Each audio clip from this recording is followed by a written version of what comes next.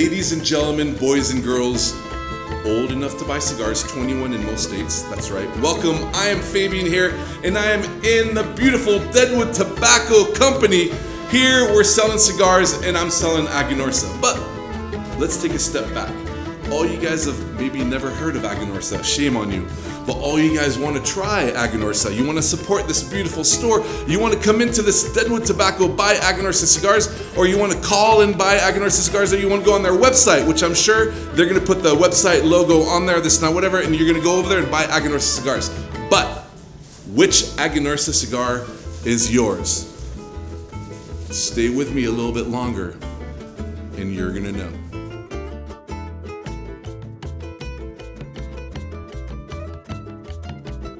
All right, you're back. Okay, now, how to understand which Aganorsa cigar you want to try. Aganorsa is the largest grower of tobacco in Nicaragua. That's right. In the whole industry, we're number 2, but in Nicaragua purposes, we are number 1, and we grow a whole bunch of different leaves in different regions. So here is how you try Aganorsa Leaf. You go to any event all over the world, especially the ones here at Deadwood Tobacco where I'm present. Terrence Riley is present, all our reps, and we do something called Fuma tastings. Fuma tastings are these lovely little pieces, that's right.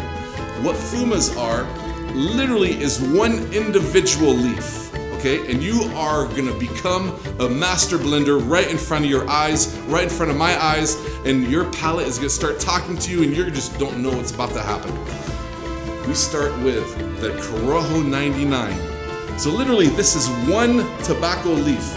You take a tobacco leaf, you devein it, you get a right side and a left side. One side becomes the filler, one side becomes the wrapper, and this is what it comes. And again, every master blender in any cigar manufacturing plant does this when they get a new pile of tobacco, because they need to understand what that tobacco leaf does. There's a 3-step process. The number 1 step, I kind of nicknamed it the snifferoo. You're gonna take this little Fuma, and you're just gonna sniff. You're gonna smell, you're gonna get a little bit of flavors, but what you're doing is you're getting your senses ready for what's about to come. The next thing is you're gonna put it in your mouth, and you're gonna take a pre-light draw. Why? Because again, you're getting your mouth ready for what's about to happen. So you just put it in your mouth, you take a draw, okay? And now you're ready for step 3, which is lighting it, okay? All right, you grab a lighter, and you light it. So the Corojo 99, again, I'm not a Jedi master, but I'm gonna play Jedi mind tricks on you guys because this is what you're gonna get. So as you smoke the Corojo 99, the Corojo 99 comes from Jalapa. Jalapa is very important in the Nicaraguan cigar industry because Jalapa, we grow a lot of tobacco. But let's take a step back in history. When all the Cubans left Nicaragua, okay, in the late 50s and 60s, they all migrated and they went to Nicaragua and they all settled in Jalapa. Why? Because it has the same microclimate as Pinar del Rio, which any of you guys have ever smoked any Cuban tobacco, any Cuban cigars, all that tobacco comes from Pinar del Rio. Same microclimate. So what is a microclimate? Again, imagine beautiful mountain hills in the distance, okay? You're about 150, 200 feet above sea level. There's plenty of sun, there's plenty of water, and the soil is very sandy. So as the plant grows, and I like this flavor, so as the plant grows, I'm a very simple person, so I describe it in a very completely different way. As the plant grows, it's very unstressed. It kind of does what we all do on vacation. We're under the sun. We have our favorite beverage. Mine is mojito, but tobacco, it's water. Then they're growing, the average plant goes to about 6 to 6.5 feet. You have these beautiful leaves, and you get, like one of them is a Corojo 99. So what flavor does that give you? Well, the Corojo 99 hits you horizontally. Horizontally, wait a second, my man. We're talking about tobacco here. We're not talking about geometry or math or this and that, whatever. Yes, horizontal. What does that mean? Well, as you take more puffs of this Corojo 99, your cheeks are gonna get bombarded with saliva. You're gonna get extreme wetness, okay? And so it's gonna be a lot of moisture in your mouth. Also, as you smoke, it's gonna be very, very smooth. It is Nicaraguan, so you are gonna get little hints of spice, little hints of earthy tones, because that's what you get from Nicaragua. But the overwhelming flavor, and if you retrohale, okay, like that,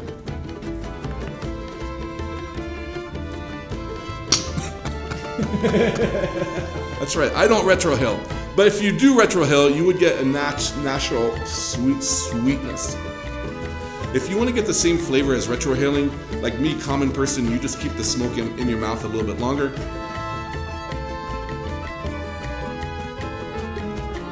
And you do get some of that flavor. Let's put this down because there's a next leaf we're gonna try. The number 2 Fuma is gonna be the Criollo 98. So the Criollo 98 is actually grown in Esteli. So again, a little sniffer. You're gonna put it in your mouth, you're gonna take a draw, and then you're gonna light it and smoke it like a cigar. Now, there's 2 main differences between Jalapa and Esteli, which then falls into the leads, right? So Jalapa, 150, 200 feet above sea level, beautiful, this and that, whatever.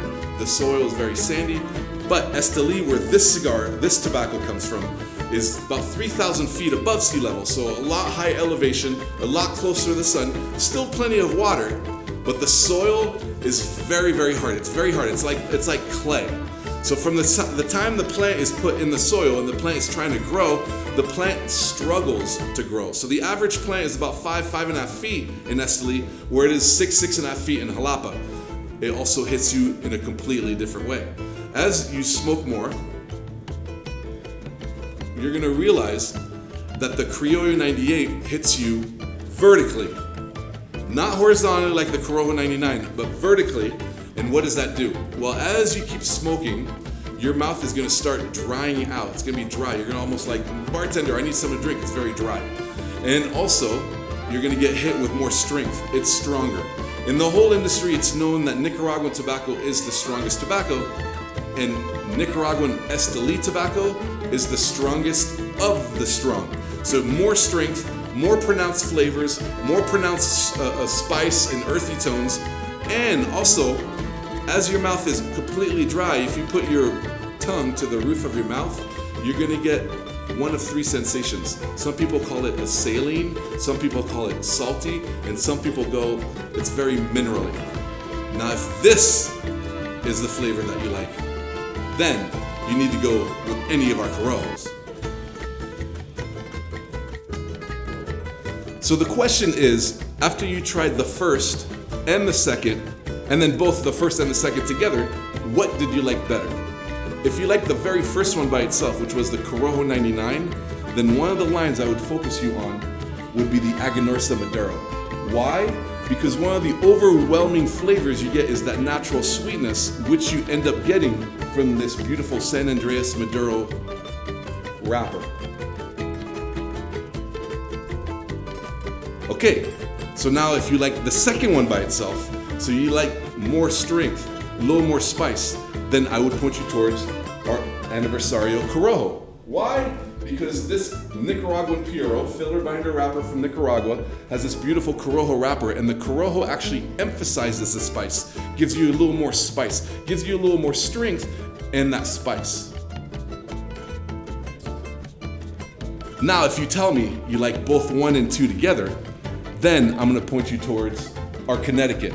Why our Connecticut? Because our Connecticut is literally 50% 99 and 50% 98, and then that beautiful Ecuadorian Connecticut wrapper is a neutral flavor, so it doesn't push the needle either way, and you get a very well-balanced cigar, a medium body cigar, very creamy cigar, very flavorful.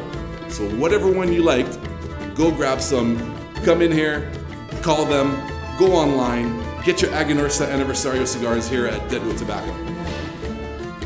All right, last but not least, this is a very special customer, Deadwood Tobacco, very special to us, their select account, so we always go far away, far above and beyond, and we bring out the Corojo 2012.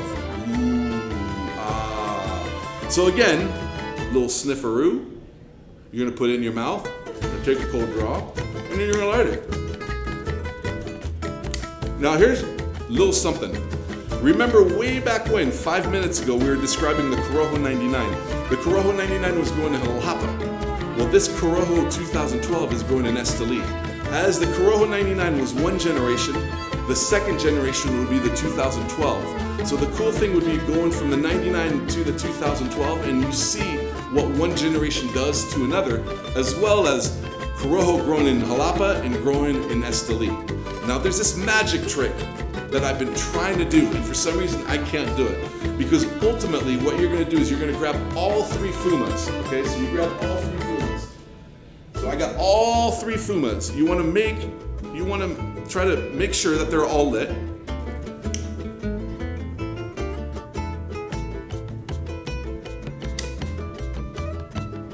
And the magic trick is, if this is your favorite taste out of all of them, there is a cigar out here that we make. It's called the Cerberus. And the Cerberus is literally 1/3 99, 1/3 98, and 1/3 2012. The 2012 flavor is very leathery or very woodsy. It depends on if you ever put leather in your mouth or if you spend a lot of time in the wilderness like I do, very woodsy. And some people really like that flavor. You should go for the Cerberus. And Cerberus comes in 3 different sizes: Lonsdale, Robusto, Toro, whatever size preference it is. It's the exact same thing as smoking all 3 of these together.